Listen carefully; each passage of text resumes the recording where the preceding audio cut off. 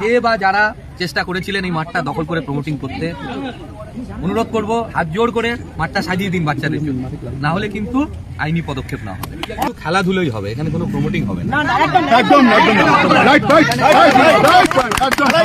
এখানে খেলাধুলা হবে। খেলেছি 65-এ, জানি আমি ছোটবেলায় এই মাঠে খেলেছি। এই একটা টাইমে অবিভক্ত দমদম একটা ভারতীয় ফুটবল টিম বানাতে পারতো, এত প্লেয়ার ছিল।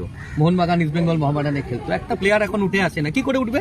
নাকি মাঠের যদি এই অবস্থা থাকে তারপরে দখল করে, যে বা যারা চেষ্টা করেছিলেন এই মাঠটা দখল করে প্রমোটিং করতে, অনুরোধ করব হাত জোড় করে মাঠটা সাজিয়ে দিন বাচ্চাদের জন্য, না হলে কিন্তু আইনি পদক্ষেপ না হবে। আইনি পদক্ষেপ না হবে না, মানুষকে সাথে নিয়ে জনপ্রতিরোধ গড়ে তোলা হবে।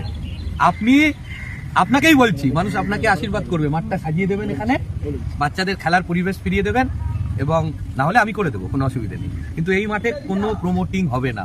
খেলার মাঠ, বাচ্চারা খেলবে, বয়স্করা হাঁটবে, সন্ধ্যেবেলায় মা মাসিরা